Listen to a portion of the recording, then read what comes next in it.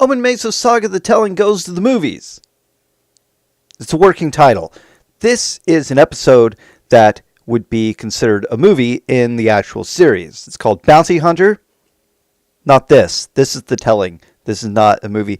Anyway, this would be a longer than normal episode, which, considering what the next one is, I'm not sure I can claim that. Yeah, anyway, so Bounty Hunter is kind of like, oh, this happened, by the way, because what's about to happen otherwise wouldn't have an explanation. It's not something that I came up with later on. It's something that doesn't quite follow the theme of Omin Mesa Saga, generally. But it does have some characters from it. It's following Lumin, is what it's doing. Let me just get into it. Lumin hears about Bodos' death and feels that George is not letting him live up to his full potential. So Lumin retreats to a private area and uses the identity of the Watcher to communicate to his friend Teo. They make secret plans to meet up. Lumin's thinking, I really need to stop working for George. I want to do my own stuff. But he feels like he owes some sort of a life debt, and thinking, oh, maybe I could just destroy George's kingdom and everything that he owns, and then I'll be free to do whatever. Sir George is called out to make an exchange of military funds with the Titans. My glasses are not on, and that is far away from me. Now it's closer. George takes Lumin and Mo with him to handle negotiations and to protect him. George suspects the exchange is the trap and that Lumin is somehow behind the whole thing, coupled with his change in appearance and personality. The orange clothes, the hair, and all that, and him killing the Masons thing that happened. Anyway.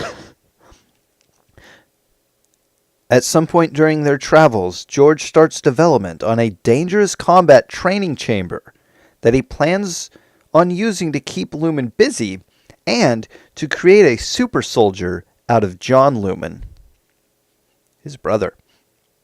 George has Mo make arrangements for the meeting. Oh, wait. George has Mo make arrangements for the meeting, comma, but maybe, I don't know, by placing a bounty on Teo's head. Teo's the one they're going to meet to speak for the Titans. Teo is not a Titan. But have I explained him? But he's dating a Titan. But he's in contact with the Titan. He's like outside trade negotiations for reasons.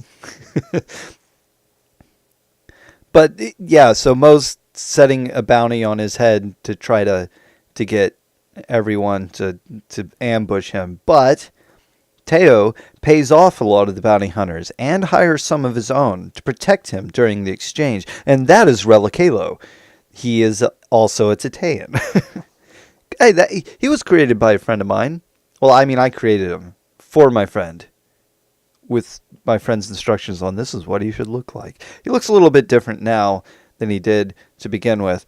Teo arrives at the cafe with Oehe and sits at an empty table.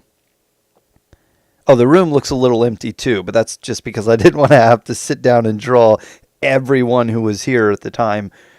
Some of them arrive a little later anyway. An invisible Lumin greets Teo in Titean.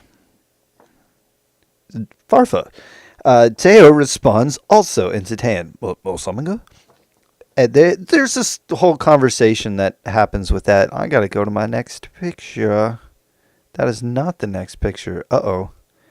That wasn't the previous picture. I should not have gone to the next picture. I should have just gone over. Oh, boy. I'm looking at... I'm actually ahead of the drawing schedule and behind in the audio. Because I already drew everything, and now I get to look at it and tell the story, which I think I'm going to do more often, maybe. Where was I? Ah! Yes. This scene here. Look. This funky looking thing. George and Mo enter the cafe. George and Mo, that I mentioned again for some reason, make their way to the bar counter with a good line of sight on Lumin and Teo's table.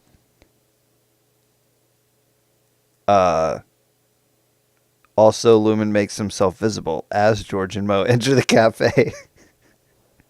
That's what that wavy thing is. That line looked like a thing on its own, and it wasn't. As Lumin and Teo talk about the materials exchanged for George's war efforts, they slip some Tataean words in at random times. Oh, I didn't put any dialogue on this. They're saying stuff, and then occasionally also having a conversation in Tataean. It's about Lumin setting up secret plans to destroy George's stuff. George lost his memory. He doesn't speak Tataean. He can learn it pretty fast, but he doesn't. He just doesn't speak it anymore. Also, the words may seem weird, and if there were any guards around, they would probably enforce that they can't speak a secret code during this kind of thing. But Mo's the only guard, and Mo doesn't want to touch Lumin here, especially not with Teo and Oehe here. George hears Lumin say the word Starshifter. Trust me, he said the word Starshifter, and mentions to the bounty hunters, motions, the little nose thing, to the bounty hunters to approach the table. These people work for George. As the hunters make their move, Teo gestures to his group, which I didn't draw, that all stand up and draw their weapons and enter their fighting stances. And these people work for Teo. The room stops dead and colorless and very quickly drawn. Teo stands up and walks up to George to tell him that he can have his supplies, but next time not to send an army against a man with infinite money. He drops gold from his empty hand into George's and walks away, leaving George furious at what just happened, what just transpired. If you don't know what happened, Teo can create gold. And if he increases his mass, which is another power he has, he can increase his physical mass at will. If he does that, he can create other precious metals and different things that are considered currency. So he has infinite money. George has a lot of money, but not an infinite amount of money. Teo has infinite money. That's why he handles these negotiations, because he's not tempted with bribes or anything. So that's this story. I should have drawn like a cover or something. I drew like one extra character for the thumbnail, Lumin, because I didn't have a drawing of basic Lumin for some reason.